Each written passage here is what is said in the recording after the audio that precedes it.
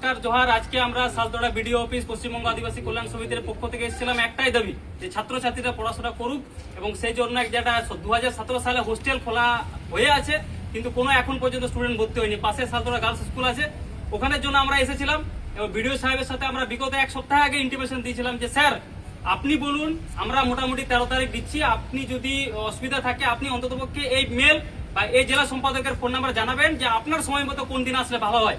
কিন্তু আজ এই এখন 2টোর সময় আমাদের ইন্টিমেশন ছিল, কোনো রিপ্লাই পাওয়া যায়নি। আজকে আমরা এসেছি, দেখলাম বিডিও সাহেব ঠিক 2টোর কিছুক্ষণ আগে চলে গেলেন।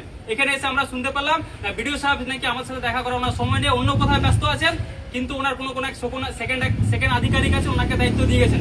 আমরা বলছি পশ্চিমবঙ্গ আদিবাসী কল্যাণ সমিতি আদিবাসী উপরে লেখা আছে কি এত কিছু বঞ্চনা? মাঝখানে যে 3 লাইনে প্যারা লেখা আছে যে এই মেল আইডিতে বা ফোন নাম্বারে আমাদের অ্যাডভান্স জানাবেন যে কোন দিন আপনার সময় মতো আসলে ভালো হয়। আমরা সেই মতো বিভিন্ন দূর দূরান্ত থেকে এসেছি, আজকে এসে দেখছি বিডিও সাহেব নেই, সামনে দিয়ে পেরিয়ে গেলেন। প্রশাসন জানে যে এখানে আজকে সংগঠন ডেপুটেশন দিতে এসছে, তা সত্ত্বেও বিডিও সাহেব বেরিয়ে গেলেন। যে এই যে স্যারের পছন্দ মতো আমরা আসতে যাইছি, তাও স্যার সময় দিলেন না। এটাকে আমরা পরিষ্কার বলছি, প্রশাসন এই সালতোড়া ভিডিও জন্য কোনো দিক দিয়ে চায় না যে আদিবাসীরা পড়াশোনা করুক। এই পড়াশোনার জন্য একটা নির্দিষ্ট ভালো আলোচনা হোক। পাশের একদম পাশের প্লটে সালতোড়া গার্লস স্কুল আছে, ওখানে যেন একটা হোস্টেলটা ভালো করে খুলে আদিবাসীরা পড়াশোনা করতে পারুক, এইটা দাবি নিয়ে আমরা এখানে এসেছিলাম।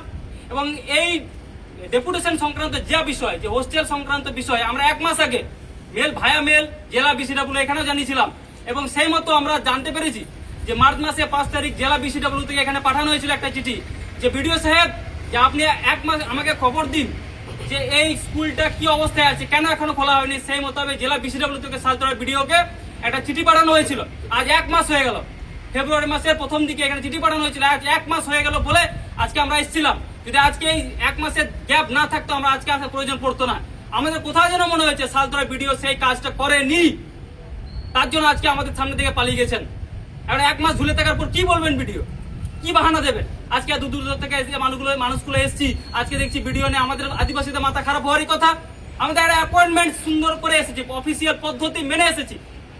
এই যে 1 মাস পরেও কোনো তদন্ত তিনি উপরে পাঠাননি, আমরা সেটা জানতে চেয়েছিলাম, কিন্তু উনি কোনো সেকেন্ড আধিকারিককে দিয়ে কোথাও চলে গেছি মিটিং করতে। আমাদের কোনো গুরুত্ব নেই, আদিবাসীদের পড়াশোনার কোনো গুরুত্ব নেই, আমাদেরকে একটা ন্যূনতম কথা বলার কোনো গুরুত্ব নেই। আমরা জানি এখানে যদি আজকে আলোচনায় বসি কোনো সেকেন্ড ইনচার্জ বলবে আমি ঠিক আছে বিডিও স্যারের সাথে আলোচনা করে আমি আপনাদের আরো জানাবো, তাহলে আমরা কি বারবার বিডিও স্যারের সাথে দেখা করতে আসবো? এই দপ্তরে আসবো দূর দূরান্ত থেকে, এটাই আমাদের কাজ? নাকি ওই সালতোড়া গার্লস স্কুলে হোস্টেলটাকে খোলানোর কাজ বিডিও সাহেব? 2017 সাল থেকে বিল্ডিংটা হয়ে ভেঙে পড়ে আছে, কেন এখনো খোলেনি সেই জিজ্ঞেস করতে আমরা এসেছি। আমরা এখানে অন্য কিছু নয়। তবে একটা জিনিস বলতে চাই বারবার, আমরা আদিবাসীরা যেখানে গেছি সেখান থেকে আমাদেরকে তাড়িয়ে দেওয়া আছে, আজকে সেই জিনিস দেখছি। তবে আমরা শিখেছি লড়াই ছাড়া কিছু নাই। আমরা বান্দোয়ান ভিডিও তালা মেরেছি রাত পর্যন্ত, ডিএম অফিস তালা মেরেছি, বাঁকুড়া ডিএম অফিস পর্যন্ত, জাটিবাড়ি থানার তালা মেরেছি। আজকে সেই তালা আর 1 ঘন্টা সময় দিচ্ছি, 1 ঘন্টার মধ্যে ভিডিও যদি না আসে তারা কিন্তু আমরা যাব এবং কোন আধিকারিককে, কোন সদস্যকে, কোন স্টাফকে আমরা ভিডিও অফিস থেকে বের করতে আমরা চাইবো না। আমরা এই সময়কে আলটিমেটাম দিলাম, প্রশাসন আপনারা মধ্যস্থতার মাধ্যমে এই বিষয়টাকে সমাধান করার চেষ্টা করুন, কারণ আমরা তালা মারা নিয়ে আমাদের অভিজ্ঞতা আছে।